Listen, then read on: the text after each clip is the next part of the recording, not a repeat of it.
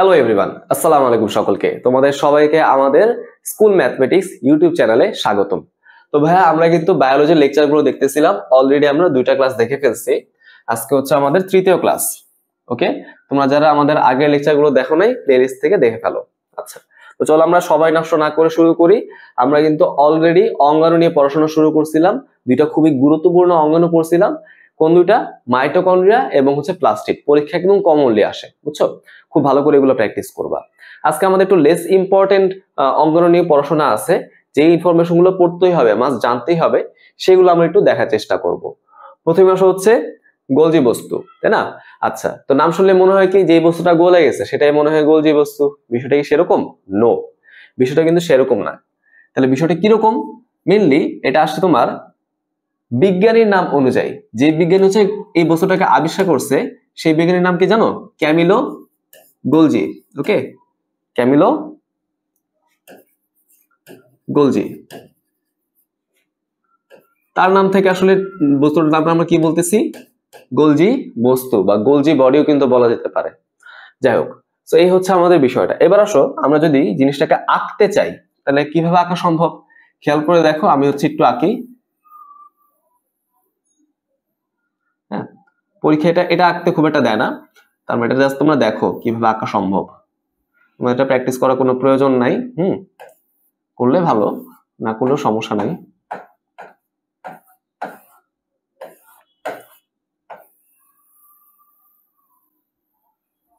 আচ্ছা দেখো, আমার সাথে সাথে তোমরা যদি আঁকতে পারো আমার মনে হয় সেটা আরো বেটার হয়।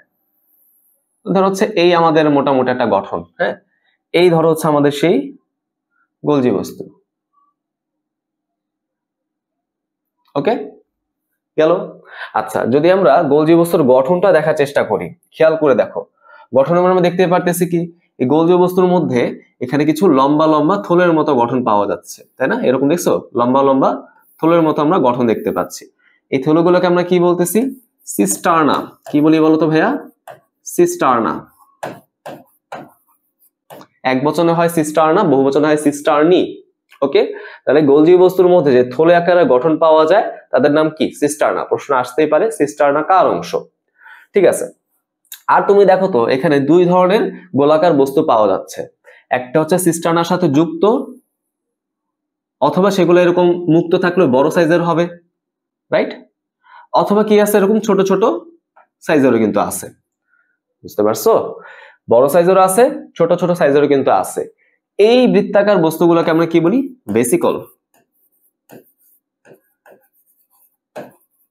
ওকে, ভেসিকল। তাহলে সিস্টার্না এবং ভেসিকল বড় এবং ছোট সাইজের। তার আমি লিখে দিই, এটা কিন্তু স্মল এবং লার্জ সাইজ হতে পারে। লার্জ এন্ড স্মল, বড় সাইজে হইতে পারে, ছোট সাইজে হইতে পারে। আমি কিন্তু একে একে তোমাদের দেখাই দিচ্ছি, তাই না? এই গঠনগুলো নিয়ে মিললে আমাদের হচ্ছে গোলজি বস্তু তৈরি হচ্ছে। ক্লিয়ার?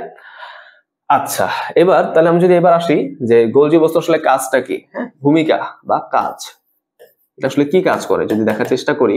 গোলজি বস্তু হচ্ছে আমাদের কোষের মধ্যে বিভিন্ন পদার্থের নিঃসরণ বা ক্ষরণে হেল্প করে। হ্যাঁ, বিভিন্ন পদার্থ, স্পেশালি হরমোন, বিশেষ করে হরমোন ক্ষরণ বা নিঃসরণে হেল্প করে।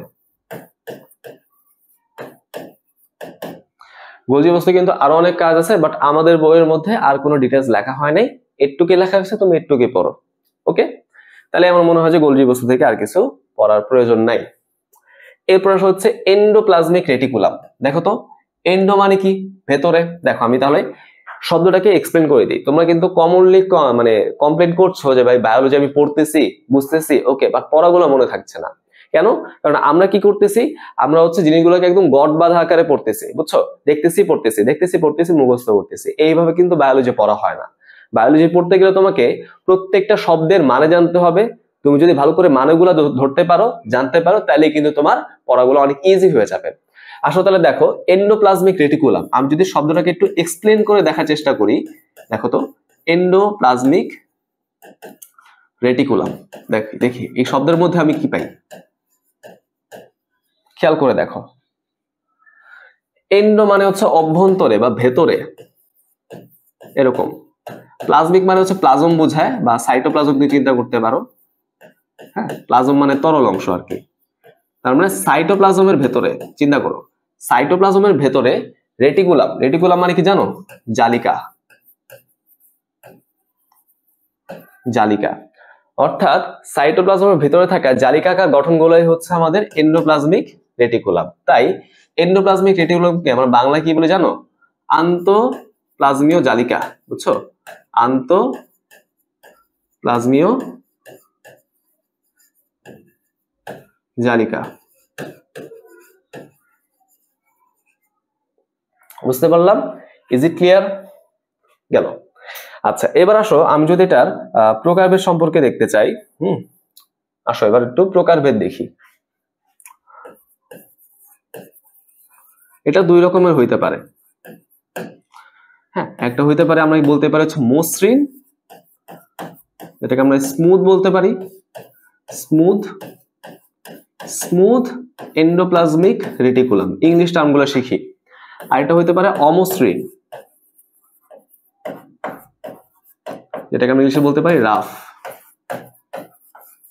Rough endoplasmic reticulum. ওকে, স্মুথ ইয়ার, রাফ ইয়ার, স্মুথ জালিকা, রাফ জালিকা।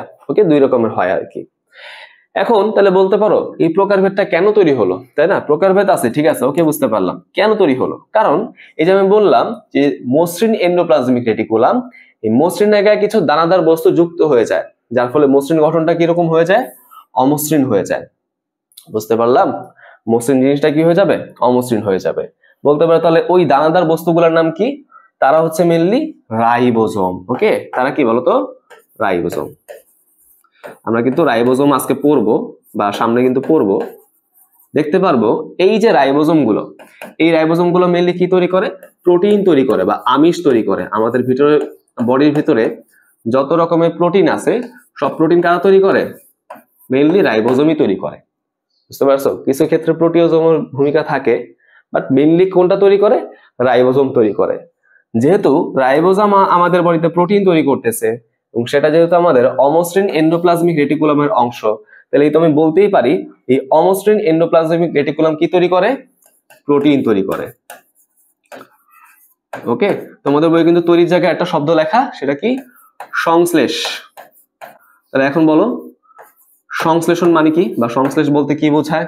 তৈরি করা, তাই না? একটু কঠিন বাংলা শব্দ বলছে, একটু পশ ল্যাঙ্গুয়েজ, সংশ্লেষ। হ্যাঁ, যাক। আচ্ছা, মসৃণ তাহলে কি বলো, সে কি প্রোটিন তৈরি করতে পারবে? সে কিন্তু প্রোটিন তৈরি করতে পারে না। তো সে হচ্ছে প্রোটিন বাদে অন্য যে পদার্থগুলো আছে, যেমন ধরো স্নেহ বা লিপিড জাতীয় পদার্থ, তারপর হরমোন জাতীয় পদার্থ, এইসব সে তৈরি করবে। তাহলে এইসব সে সংশ্লেষ করবে মেইনলি, বুঝছো? মূলত আসলে এগুলো করে আর কি। ওকে ভাইয়া, বিষয়টাকে আমরা বুঝতে পারছি, আশা করি এটা আমাদের ক্লিয়ার। এবার আসো আমি যদি এন্ডোপ্লাজমিক রেটিকুলামের আরো কিছু বিশেষ কাজ দেখার চেষ্টা করি, আরো কিছু যদি আমরা স্পেশাল কাজ দেখার চেষ্টা করি, সেই কাজগুলো কিরকম হবে? প্রথমে আসো সে কি করবে? কোষে উৎপাদিত বিভিন্ন পদার্থের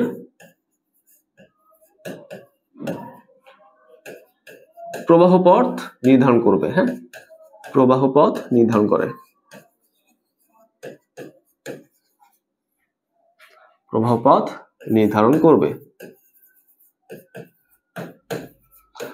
তাই না? তার মানে একটা জিনিস কোনো স্পেসিফিক কোনো নির্দিষ্ট অঙ্গাণুতে তৈরি হওয়ার পর সেটা কোথায় যাবে, কে নির্দেশ করে বলো তো ভাইয়া? সেটা মেনে নির্দেশ করে হচ্ছে এন্ডোপ্লাজমিক রেটিকুলাম।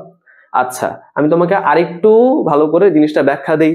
তোমরা যখন এসএসসি পরীক্ষা দিতে যাবা, দেখবা যে এসএসসি পরীক্ষাটা তোমাদের কিন্তু নিজের স্কুলে হয় না, অন্য একটা স্কুলে হবে। তার মানে খেয়াল করে দেখো, আমি যদি তোমাকে বলি তোমার নিজের স্কুলে এসএসসি পরীক্ষা হবে না, অন্য কোথাও হবে, তুমি এখান থেকে 2 কিলোমিটার দূরে একটা স্কুল আছে, সেখানে চলে যাও, তাই না? তাহলে আমি কি তোমার প্রবাহ পথটাকে নির্ধারণ করে দিলাম না? রাইট? তুমি কোন দিকে যাবে আমি ডিসাইড করে দিলাম না? তো মেইনলি কোষের ভিতর এই কাজটা কে করে? এন্ডোপ্লাজমিক রেটিকুলাম করে। খুব ভালো করে বুঝি আমরা। আচ্ছা, তারপর আসা হচ্ছে যখন সেটা এন্ডোপ্লাজমিক রেটিকুলাম যখন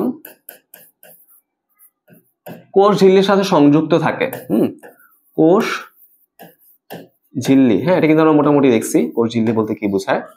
কোষ ঝিল্লির সাথে সংযুক্ত থাকে, তাহলে সে কি করতে পারে? বিভিন্ন দ্রব্যাদির এক কোষ হতে অপর কোষে চলাচলকে নিয়ন্ত্রণ করতে পারে। এক কোষ হতে অপর কোষে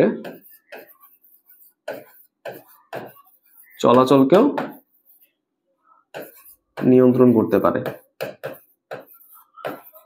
ওকে, তার মানে বিষয়টা দেখো, এখানে তো বলতে পারলাম যে প্রবাহ পথ নির্ধারণ করলো, তাই না? দেখো এখানে আমরা কি বললাম?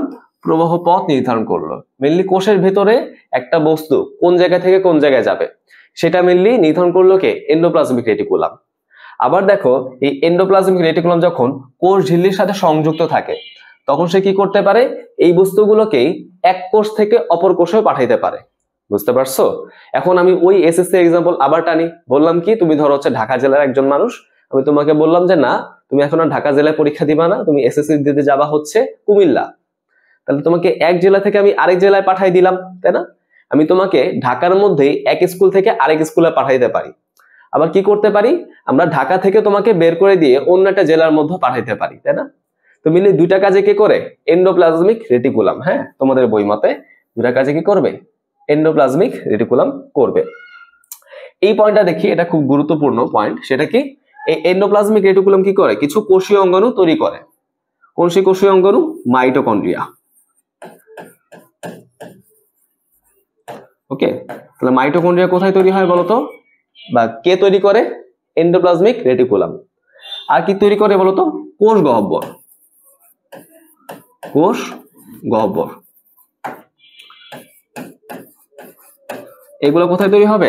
এন্ডোপ্লাজমিক রেটিকুলামে। ওকে, তাহলে এইভাবে মনে রাখো, মাইটোকন্ড্রিয়া তৈরি করে শক্তি এবং এন্ডোপ্লাজমিক রেটিকুলাম তৈরি করে মাইটোকন্ড্রিয়াকে। ওকে, তোমরা কি বিষয়গুলো ধরতে পারছো? খুবই খুবই গুরুত্বপূর্ণ। প্রশ্ন আসেই মাইটোকন্ড্রিয়াকে কে তৈরি করে? আবার কোষ গহ্বর কে তৈরি করে? ওকে, এগুলো কিন্তু একদম কমন প্রশ্ন, তোমাদের পারতে হবে এখন। আশা করি ভাই এই জিনিসগুলো তোমরা বুঝতে পারছো। আসো তাহলে আমরা আগাই। কোষ গহ্বর নাম থেকে বুঝতে পারতেছি কোষের মধ্যে যে ফাঁকা জায়গা থাকবে, তাই না? কোষের মধ্যে থাকা মেইনলি কোথায় থাকে? উদ্ভিদ কোষে থাকে। আমি লিখে দিই, উদ্ভিদ কোষে থাকা ফাঁকা স্থানকে, হ্যাঁ, ফাঁকা স্থান কে আমরা কি বলতে পারি? কোষ গহ্বর বলতে পারি। খুব সিম্পল জিনিস।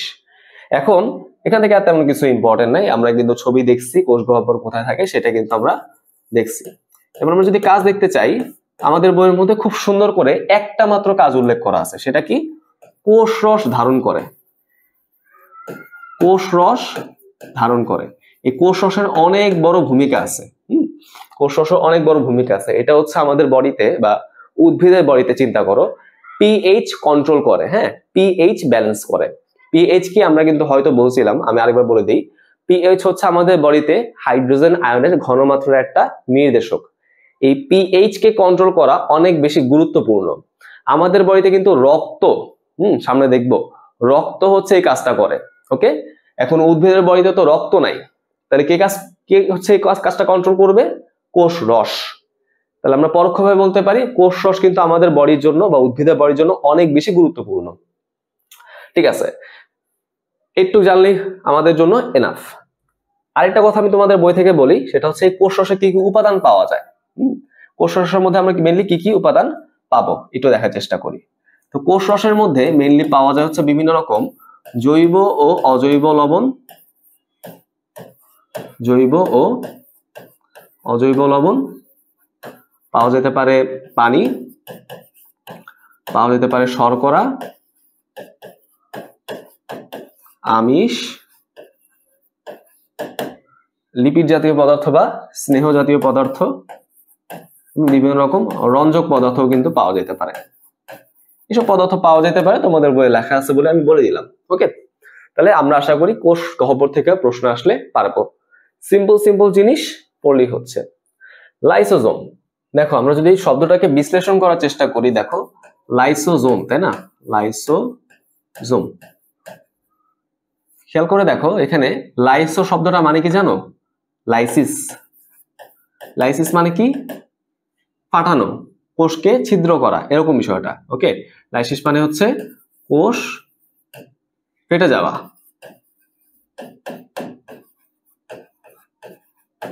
এখন বিষয়টা হচ্ছে কোষের একটা অঙ্গাণু সে কোষকে ফাটাচ্ছে, কেমন বিষয়টা কিরকম হইলো? আমি আমার জন্য ক্ষতিকর একটা জিনিসকে আমার মধ্যে রাখবো, আমি কি এখন নিজের মধ্যে কি বম বাইদা ঘুরবো? এরকম তো হবে না, তাই না? এখন কোষের মধ্যে জিনিসটা কেন আছে, আমি যদি জিনিসটা একটু দেখতে চাই বা বুঝতে চাই, খেয়াল করে দেখো। আমাদের প্রথমে তাহলে একটু অ্যানাটমিটা ভালো করে বুঝতে হবে। লাইসোজোমের মধ্যে মিলে একটা স্পেশাল টাইপের এনজাইম পাওয়া যায়, যেটাকে আমরা মেইনলি বলি হচ্ছে হাইড্রোলাইটিক এনজাইম।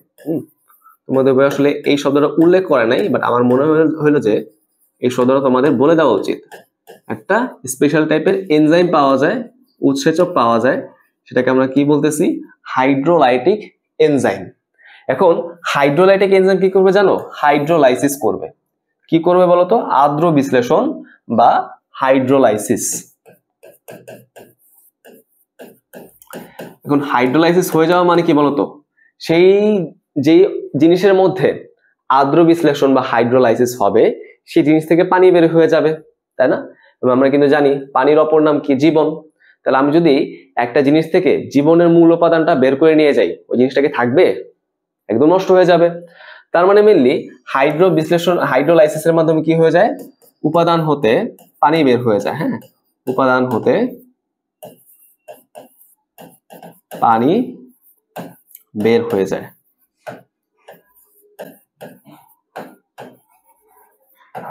ওকে হ্যাঁ, বিষয়টা কি বুঝতে পারছি? আচ্ছা, এবার তুমি আসো হচ্ছে কোষের মধ্যে এটার কি কাজ, কোষের মধ্যে এটা কেন আছে, খেয়াল করে দেখো। কোনো কারণে যদি আমাদের এই লাইসোজোমের পর্দা ফেটে যায়, যদি কোনো কারণে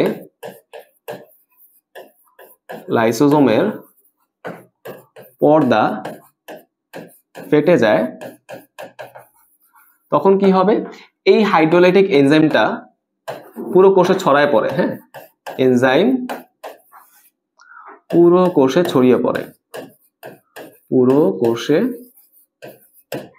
ছড়িয়ে পড়ে।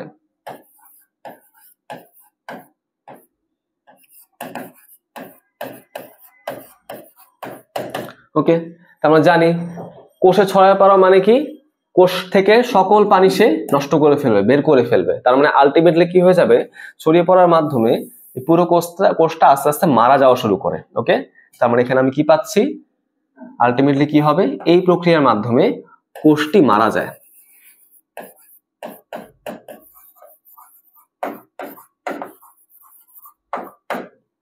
ওকে ভাই, বিষয়টাকে আমরা বুঝতে পারছি, আশা করি এটা আমাদের ক্লিয়ার।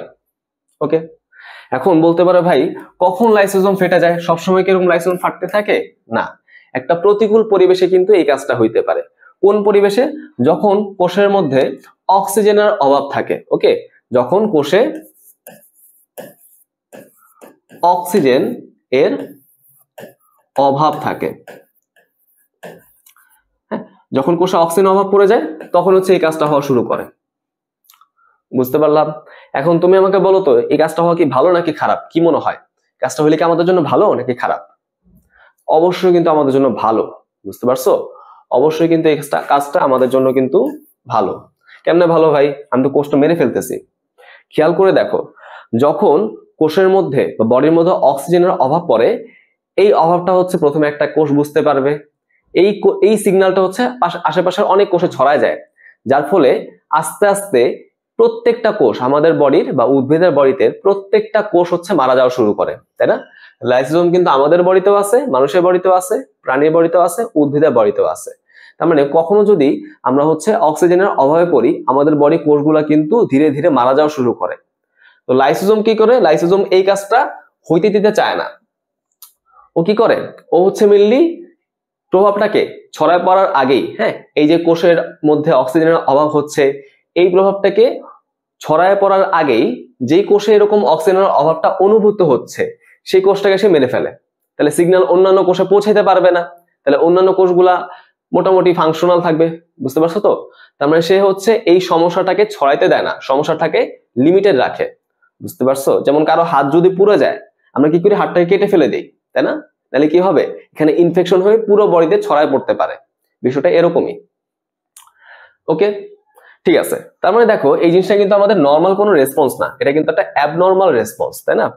একটা অস্বাভাবিক অবস্থায়। আমাদের বইতে তো সবসময় অক্সিজেনের অভাব পড়ে না, পড়ে কি না? তো আমি যদি মেনলি নর্মাল একটা রেসপন্স দেখার চেষ্টা করি, নর্মাল একটা কাজ দেখার চেষ্টা করি, তাহলে লাইসোসোম কি করে, তার এই হাইড্রোলাইটিক এনজাইমের মাধ্যমে জীবাণু ভক্ষণ করে, জীবাণু খেয়ে ফেলে, জীবাণু ভক্ষণ বা খেয়ে ফেলে। এই প্রক্রিয়াটার নাম কি জানো? এটার নাম হচ্ছে ফ্যাগোসাইটোসিস। কি নাম বলো? ফ্যাগোসাইটোসিস। ফ্যাগোসাইটোসিস মানে হচ্ছে জীবাণুকে আমি খেয়ে ফেলবো। ওকে, ফ্যাগো মানে খেয়ে ফেলা, সাইটোসিস মানে কোষের মধ্যে একটা প্রক্রিয়া। ওকে, কোষ খেয়ে ফেলবো আর কি, অন্য কোষ, জীবাণুর কোষ, ব্যাকটেরিয়ার কোষ, এইসব। তাহলে বলো, জীবাণু ভক্ষণ কে করে? লাইসোজোম করে। কি দিয়ে করে? এনজাইম দিয়ে করে। মনে থাকবে, আশা করি এটা আমাদের ক্লিয়ার। এর প্রশ্ন হচ্ছে কোষ কঙ্কাল বা সাইটোস্কেলিটন। এখন কোষ কঙ্কাল কি আমি যদি বলতে চাই, কোষ কঙ্কাল হচ্ছে কোষের মধ্যে ছড়িয়ে থাকা, এভাবে বলি আমি, কোষের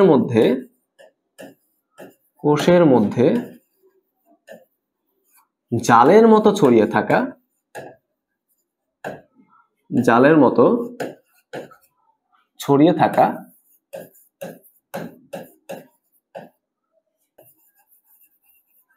তন্তুময় গঠন, তন্তুময়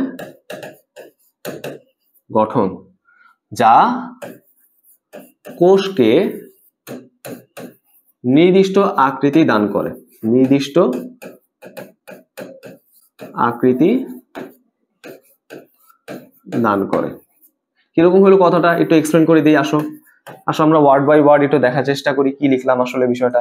খেয়াল করে দেখো, কোষের মধ্যে সেটা ছড়ায় থাকবে। ওকে, বিষয়টা খুব লজিক্যাল, তাই না? কোষের মধ্যে ছড়ায় থাকবে, কোষকে সাপোর্ট দিবে, এবং সেটা হচ্ছে মেইনলি বিভিন্ন ফাইবার বা তন্তু নিয়ে তৈরি হবে, তাই না? আচ্ছা, এবং সেটা কি করবে? কোষকে নির্দিষ্ট আকৃতি দিবে, নির্দিষ্ট শেপ দিবে।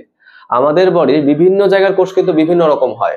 কিছু কোষ হচ্ছে গোলাকার হয়, কিছু হয় চারকোনা, কিছু হয় লম্বা নলাকার। এই শেপগুলো মেইনলি কে দেয় বলতো? এই শেপগুলোর জন্য মেইনলি আমাদের কোষ কঙ্কাল হচ্ছে দায়ী। বুঝতে পারছি কি? কোষ কঙ্কাল কিন্তু দায়ী। তাহলে আমরা মোটামুটি সংজ্ঞাটা পড়লাম, বা এটা বলতে আসলে কি বোঝায় সেটা আমরা দেখলাম। এবার এখান থেকে আমরা কিছু বিস্তারিত কথা দেখা শুরু করি।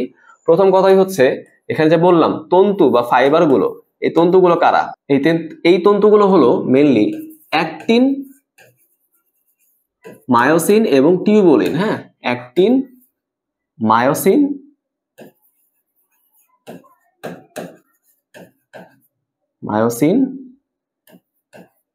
এবং টিউবিউলিন, এভাবে বলি।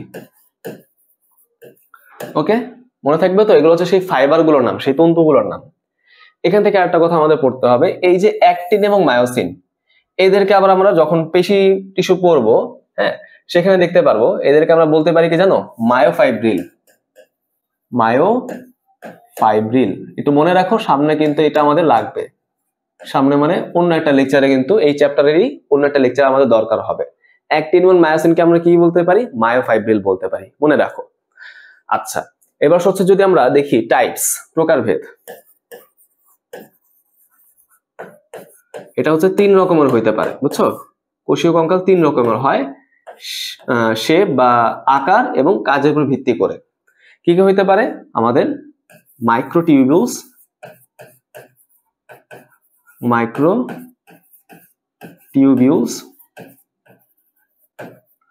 তারপর হচ্ছে আমাদের মাইক্রোফিলামেন্ট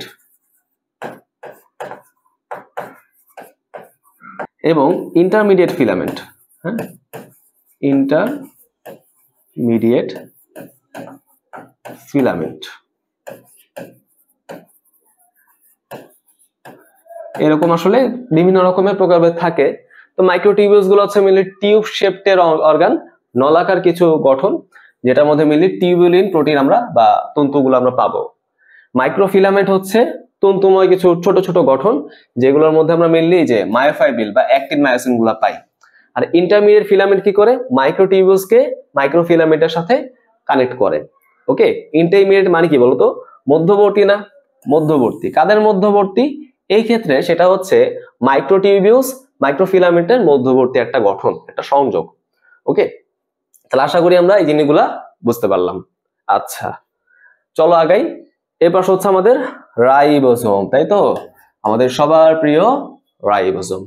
ঠিক আছে, আচ্ছা এবার আমরা যদি দেখার চেষ্টা করি, প্রথম কথাই কি, রাইবোজোমকে আমরা কি বলতে পারি, সর্বজনীন অঙ্গাণু। হ্যাঁ, সর্বজনীন অঙ্গাণু। কেন বলি এরকম, এরকম বলার আসলে কারণটা কি? অবশ্যই কারণ আছে। কি সেটা? দেখো, আমরা যখন আদিকোষ এবং প্রকৃত কোষের পার্থক্য পড়ছিলাম, সেখানে আমরা কি দেখছিলাম, যে আদিকোষে কিন্তু মোটামুটি কোনো অঙ্গাণু পাওয়া যায় না, শুধুমাত্র রাইবোজোম বাদে। তার মানে রাইবোজোম কিন্তু আদিকোষে পাওয়া যায়, প্রকৃত কোষে পাওয়া যায়। ঠিক আছে, দেহকোষে পাওয়া যায়, জনন কোষে পাওয়া যায়, প্রাণী কোষে পাওয়া যায়, উদ্ভিদ কোষে কিন্তু পাওয়া যায়। তার মানে সকল ধরনের কোষে কিন্তু আমরা রাইবোজোম পাচ্ছি। এই জন্য আমরা রাইবোজোমকে কি বলি, সর্বজনীন অঙ্গাণু বলে থাকি। কথাটা কি এখন ক্লিয়ার? ইংলিশে বললে কি হয় জানো, ইউনিভার্সাল অর্গানেলি। আমি ইংলিশে লিখে দিই, ইউনিভার্সাল অর্গানেলি।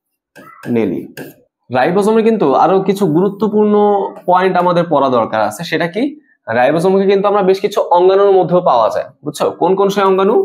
মাইটোকন্ড্রিয়া এবং প্লাস্টিড। হ্যাঁ, মাইটোকন্ড্রিয়া ও প্লাস্টিডে কিন্তু আমরা রাইবোজোম পাবো। কেন পাওয়া যায় তোমরা কি বলতে পারবা? আগের লেকচারে জিনিস, তাই না? আগের লেকচারে কিন্তু আমরা এসব পড়ছিলাম। এই দুটো অঙ্গাণুকে আমরা কি বলি, এন্ডোসিম্বায়ন্ট বলি, তাই না? কেন বলি তোমাদের কি মনে আছে? আগে লেকচারটা দেখে ফেলো, আমরা কিন্তু খুব সুন্দর করে এক্সপ্লেন করছি। অঙ্গাণুর ভিতরে কিন্তু অঙ্গাণু পাওয়া যেতে পারে। কেন পাওয়া যায় আমরা কিন্তু বলে ফেলছি। এবার আসো ভাই আমরা কাজ দেখি। তো কাজও কিন্তু আমরা একটু আগে পড়ছি, তাই না? কোথায় পড়ছিলাম? যখন আমরা গোলজি বস্তু এন্ডোপ্লাজমিক রেটিকুলাম যখন পড়ছিলাম, তখন কিন্তু এটা দেখার চেষ্টা করছি। দেখো, রাইবোজোম কি করে, মেইনলি প্রোটিন তৈরি করে। এখন এটা তো একদম সিম্পল ভাষায় বলছিলাম। মেইনলি বিস্তারিত যদি আমি বলতে চাই, রাইবোজোম হচ্ছে প্রোটিন তৈরি করে। ওকে, কথা ঠিক আছে। সে হচ্ছে বিভিন্ন পেপটাইড তৈরি করে।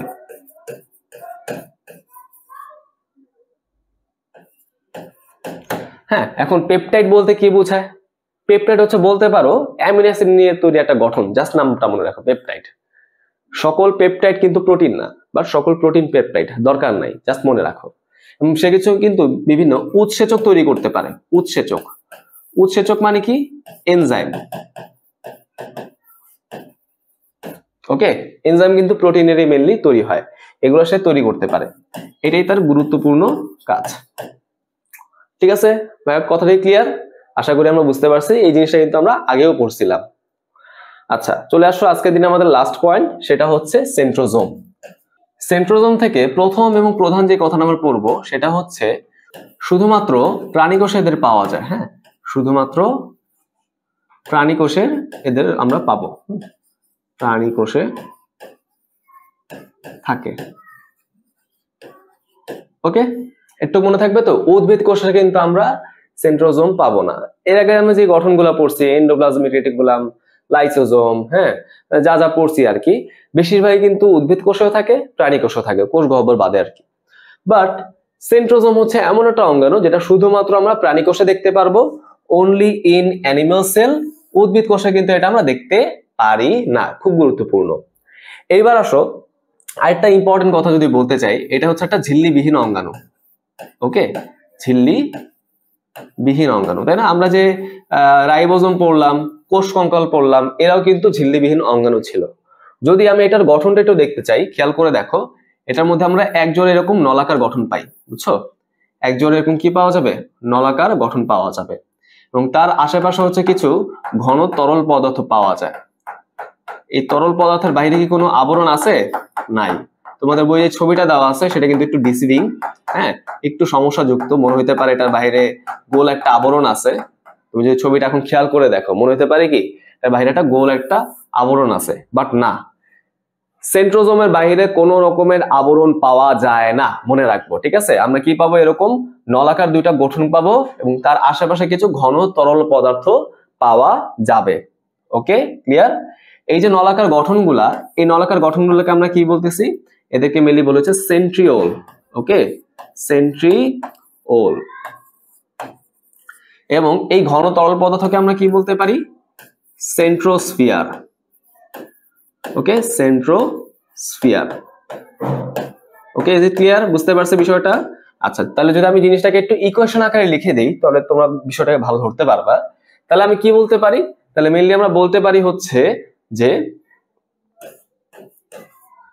Centrosome is equal to centriole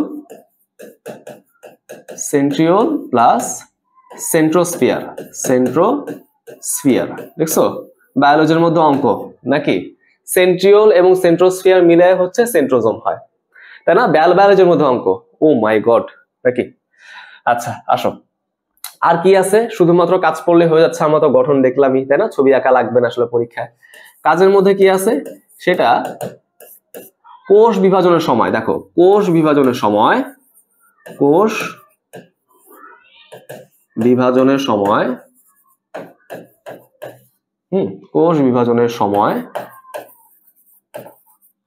প্রাণী কোষের কোষ বিভাজনের সময় বলা উচিত অ্যাস্টার রশ্মি বিচ্ছুরণ করো, হ্যাঁ, বা অ্যাস্টার রশ্মি তৈরি করে। অ্যাস্টার রশ্মি তৈরি করে, ওকে? অ্যাস্টার রশ্মি সে কোষ বিভাজনের সময় তৈরি করবে। এখন কোষ বিভাজন বলতে কি বোঝায় এটা কিন্তু আমরা এখনো ডিটেইলস পড়ি নাই ভাইয়া, এটা কিন্তু আমাদের সামনে চ্যাপ্টার আছে, হ্যাঁ, চ্যাপ্টার 3 তে আমরা পাবো, কোনো সমস্যা নাই। সেই চ্যাপ্টার আমরা দেখতে পারবো প্রাণী কোষের বিভাজনের সময় অ্যাস্টার রশ্মি বলে একটা জিনিস আছে, এটা তৈরি হয়। কখন তৈরি হয় ভাইয়া? সেন্ট্রিওলের কারণে তৈরি হয়। এটা আমরা তখন এক্সপ্লেন করব, আপাতত তোমরা এটা বুঝবা না, হ্যাঁ। আর কি আছে? সে হচ্ছে কোষ বিভাজনের সময় আরেকটা গঠন তৈরি করে, সেটাকে আমরা কি বলি জানো? স্পিন্ডল যন্ত্র, ওকে? স্পিন্ডল যন্ত্র কিন্তু সে তৈরি করে, ওকে? Spindle apparatus. স্পিন্ডল যন্ত্র কি? এটাও কিন্তু কোষ বিভাজনে সহায়তা করে, আমরা সামনে পড়বো, সমস্যা নেই, এখন বললে বুঝবা না। লাস্টে কি? লাস্টে হচ্ছে সে হচ্ছে ফ্লাজেলা তৈরি করে। ফ্লাজেলা হচ্ছে মিলে একটা চলনাঙ্গের মতো তুমি চিন্তা করতে পারো, হ্যাঁ, সূত্রাকার নরম একটা চলনাঙ্গ। সেটা কে তৈরি করবে বলতো? সেন্ট্রোজোম বা সেন্ট্রিওল, যেটাই বলো না কেন, এটা তৈরি করবে। ঠিক আছে? সো ভাইয়া আমরা আজকে পড়াগুলো এই পর্যন্তই রাখলাম, সামনে আমরা হচ্ছে নিউক্লিয়াস নিয়ে পড়াশোনা করব। ততদিন সবাই ভালো থাকো, ঠিক আছে? কোনো ডাউট থাকলে অবশ্যই আমাকে কমেন্টে বলবা, ওকে? সো আজকে পড়া এই পর্যন্ত ছিল। আসসালামু আলাইকুম।